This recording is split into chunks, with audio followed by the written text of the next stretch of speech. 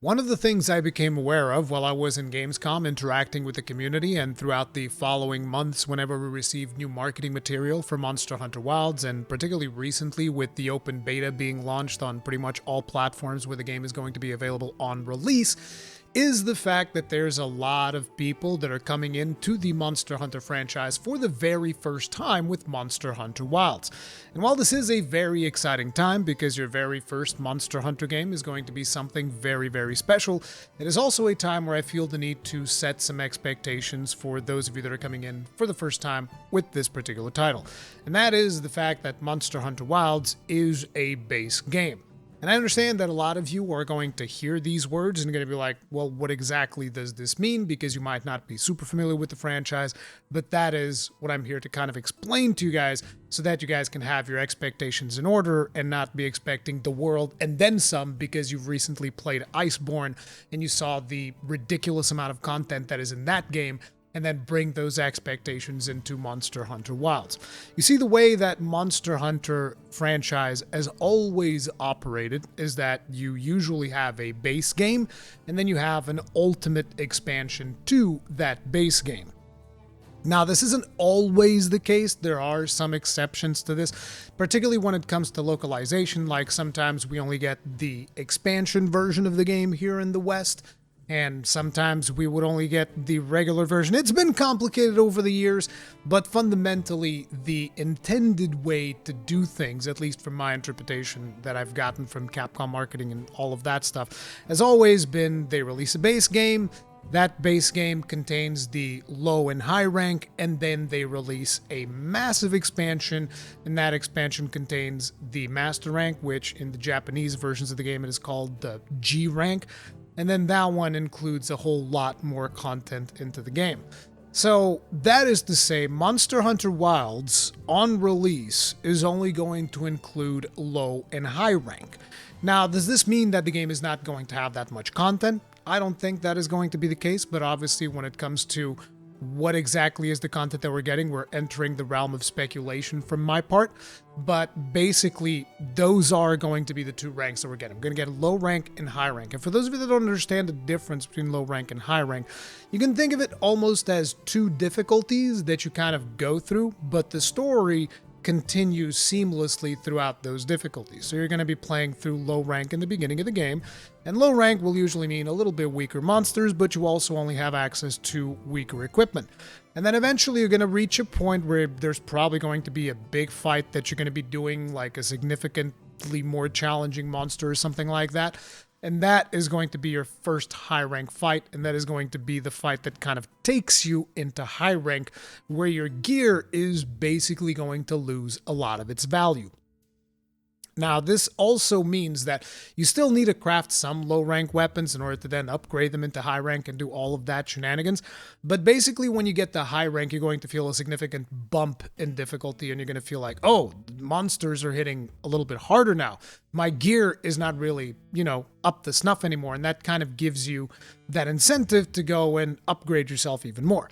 And then eventually you're going to get to the end of high rank, which usually is capitalized by yet another big fight when you finish things. And then at that point, they will likely introduce some type of an endgame system. I'm going to give you some examples here. We're going to be using Monster Hunter World and Iceborne as examples, but they're likely going to give you some type of endgame system that is going to give you a motivation to grind the endgame and optimize your armor, potentially some type of augmentation system for your weapon in which you can make your weapon a little bit more powerful, customize the stats on it a little bit and all of that stuff. And along the way, we are likely going to get some events and collaborations. Now, events are usually like special quests where monsters might have modified values. They might be there just for fun, like you might fight a monster that's incredibly smaller than usual, or incredibly bigger than usual, or a monster that gives you a special material that lets you craft, collaboration armor. Like with Monster Hunter World, we had a collaboration with Witcher 3, which was actually really awesome. One of the best collaborations I've ever seen in a video game. We've had a collaboration with Final Fantasy 14, where you got to fight Behemoth, which was also really, really cool. But, those are some of the things that we're going to be seeing along the way. And they're likely going to be giving you access to some special material and all of that stuff. But ideally, what I would imagine in terms of like length that you can expect from a base game of Monster Hunter is going to be about 100 hours if you're like a casual player. This means that you will play through the game, you're going to finish the main story portion of the game, and you're going to grind a little bit for maybe like maxing out one of your weapons with one of the better sets and so on and so forth. That'll probably fill out about 100 hours.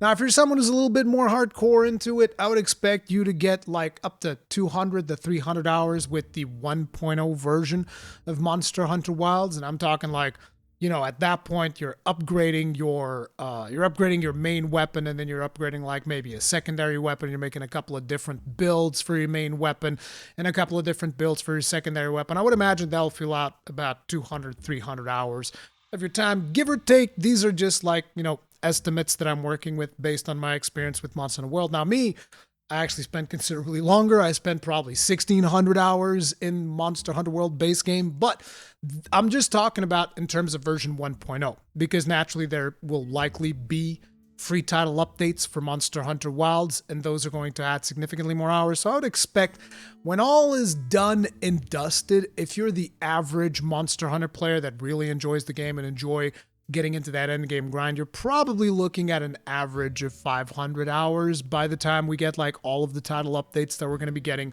for Monster Hunter Wilds. This will include multiple event quests, maybe even revamps to the endgame system, so on and so forth. And you guys might be a little bit confused, like, that's a lot of hours for a video game. And yeah, that's usually what people come to expect from Monster Hunter. As a matter of fact, a lot of people will probably hear that estimate of 500 hours. And I understand that for a new player, you hear that and you're like, that's a lot of time. But for a lot of Monster Hunter veterans, they'll hear 500 hours and they're like, those are rookie numbers. Like, what do you mean? This game better give me like 1,000 hours or something like that, right? So let's take a look at Monster Hunter World so that you guys get an idea of what I'm talking about here, right? So with Monster Hunter World, when the game released, we had low and high rank, like I mentioned, which is going to be the same thing that I predict we're going to be getting with Monster Hunter Wilds, which is not like that great of a prediction because you look throughout the entirety of the history of Monster Hunter. That's exactly how it went. You got low rank and high rank, and low rank and high rank. That's always the way that base games go. And in Monster Hunter World, we had 30 monsters on release. So those were the amount of monsters that were available whenever the actual game released. I'm only talking about large monsters, and I'm not including small monsters in this, because large monsters are the ones that, for the most part, you're going to be hunting. Like, small monsters do play a role, but it's not as big of a role as large monsters. So 30 large monsters that you would go and fight with. For those 30 large monsters, we had 5 locales. Now, locales are maps where you go and you fight those monsters. So, for instance, the map that we had in the beta, which, by the way, as far as I'm aware, is not the entirety of the Windward Plains. I think that there's like some limitations in what we've gotten to see of the Windward Plains. I believe that the final map's going to be a little bit bigger, but I could be wrong, so don't quote me on that. But you know, it's going to be 5 maps like the ones that we had of the Windward Plains. That's what we got in Monster Hunter World. Now, on top of it, we also had a system which is added as kind of like an endgame system, which was a tempered monster system. So what this means, by the time that you get close to the end of the game, they start unlocking these tempered monster hunts, which would give you additional rewards in terms of decorations that you would get, which would be these things that add like skills to your armor and stuff like that. And those would be significantly harder versions than the monsters that you fought so far. In terms of hit points, they had pretty much the same hit points, I think, but they would hit considerably harder, so you would have to be a little bit more skilled if you're going to take on tempered monsters. Particularly tempered elder dragons. Those hit like friggin' trucks. Now, beyond, you know, just having the 30 monsters on release and 5 locales and tempered monster systems, we also got 5 new monsters added.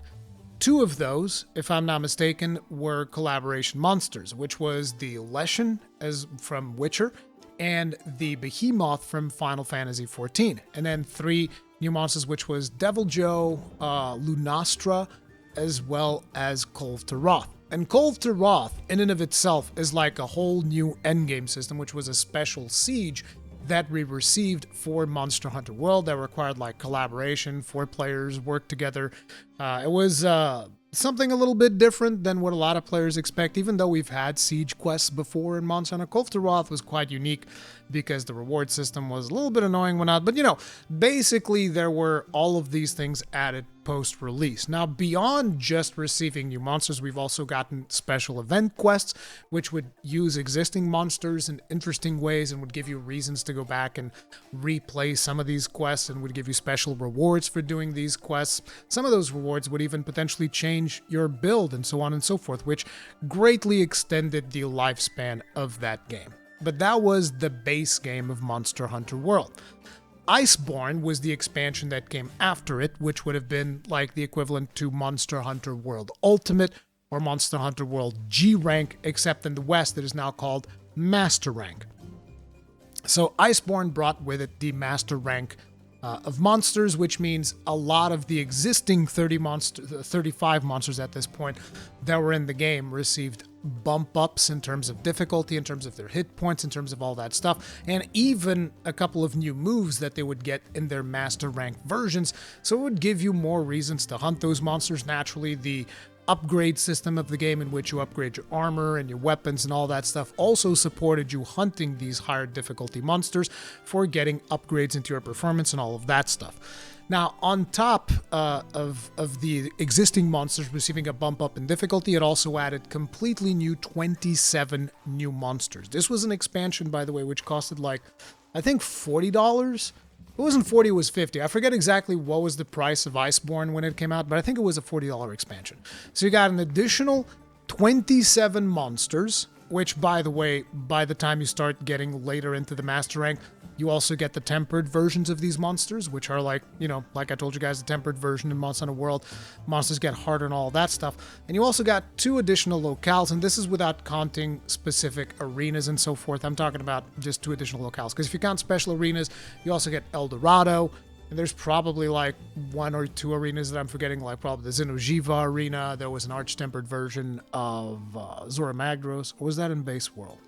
It might have been in Base World. But there's a couple of special maps that I don't really count as additional locales, but then we still received 2 additional locales. And one of those locales is the Hoarfrost Reach, which is straight up just like a brand new map. It was a massive map. It was an ice area, and it had all these nuances to it. And then there was another locale that I consider to be much more special, which was the Guiding Lands, which was kind of like a mashup of every single locale that already existed in the game, but like a condensed version of it. So it's kind of like this island, which is probably, if not the biggest map, one of the biggest maps that we had ever seen in Monster Hunter.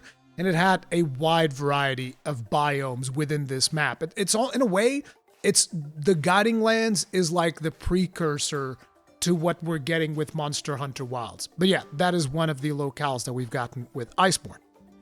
Guiding Lands was its own endgame system, where you would have to hunt monsters in specific areas, and then those areas would level up and get you additional resources and unlock new monsters that would be added in and all that stuff. But I want you to keep one thing in mind. 27 monsters was on release of Iceborne, because then throughout additional free title updates, we had 8 more monsters added into the game, some of those being collaboration monsters, and we also had a bunch of collaboration quests. There was even a collaboration quest with Assassin's Creed.